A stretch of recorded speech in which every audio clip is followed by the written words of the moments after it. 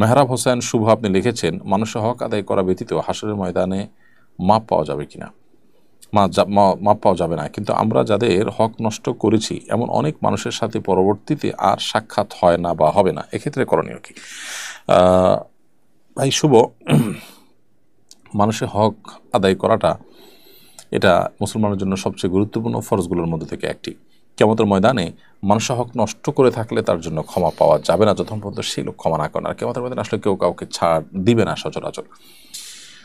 এখন আপনি যাদের হক নষ্ট করেছেন তাদের সাথে আর যদি সাক্ষাৎ না হয়, তাহলে আল্লাহ সুবহানাহু ওয়া তাআলাকে বেশি করে সন্তুষ্ট করবেন, তাদের পক্ষ হয়ে আল্লাহর কাছে ইস্তেগফার করবেন, তাদের জন্য আল্লাহর কাছে মাপ চাইবেন, তাদের পক্ষ থেকে দান সাদাকা করবেন এবং খুব বেশি নেক আমল করে আল্লাহ তাআলাকে সন্তুষ্ট করে দুনিয়া থেকে যাওয়ার চেষ্টা করবেন। এর মাধ্যমে আশা করা যে আপনার পাওনাদারকে আল্লাহ তাআলা সন্তুষ্ট করে দিবেন আপনার প্রতি।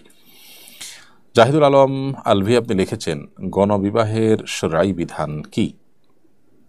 গণবিবাহের শরীয়ত দৃষ্টিকোণ থেকে নাজায়েজ কোনো বিষয় না, একসাথে অনেকগুলো বিবাহ হতেই পারে, তবে পর্দাপোশিদার ব্যাপারটা যেন ঠিক থাকে, এখানে যেন নারী পুরুষ মিশ্রণ না হয়, সেটা আসলে একক বিবাহের ক্ষেত্রেও যা, গণবিবাহের ক্ষেত্রেও তা।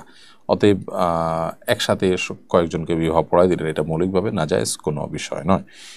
ইফাতুল গাজী লিখেছেন, মৃত ব্যক্তিকে গোসল দিয়ে হাদিয়া নেওয়ার বিধান কি? মৃত ব্যক্তিকে গোসল দেওয়া, কাফন দেওয়া এবং দাফন করানো, এগুলো সবগুলো কিন্তু ফরজ কাজ, ফরজে কেফায়া এলাকাবাসীর উপর। অতএব কোনো ব্যক্তি এখান থেকে পারিশ্রমিক নেওয়া তার জন্য জায়েজ নাই। হ্যাঁ, এলাকাবাসীর তরফ থেকে এই কাজটি আঞ্জাম দেওয়ার জন্য কাউকে নিয়োগ দেওয়া হলো, চাকরি দেওয়া হলো, তিনি সবার তরফ থেকে এটা করছেন এবং এটা তার নিয়োগপ্রাপ্ত, এটার জন্য তিনি তো সবার তরফ থেকে যখন তিনি এটা করছেন সেই জায়গা থেকে এটা তার জন্য জায়েজ হতে পারে। কিন্তু ব্যক্তি বিশেষ কোনো কাজ করলেন, এ জাতীয় কোনো কাজ করলেন যেটা তারও কর্তব্যের মধ্যেই পড়ে, করে তিনি পারিশ্রমিক গ্রহণ করেন, এটাকে পেশা হিসাবে গ্রহণ করেন, এটা জায়েজ নয়। কারণ এটাকে ইবাদত, যেটা ইবাদত হয় সেটা ইবাদতের পারিশ্রমিক নেওয়া জায়েজ নাই। কিন্তু যখন সবার তরফ থেকে ইবাদত আদায় করার জন্য কাউকে দায়িত্ব দেওয়া হয় তখন সেটা ভিন্ন ইস্যু হয়।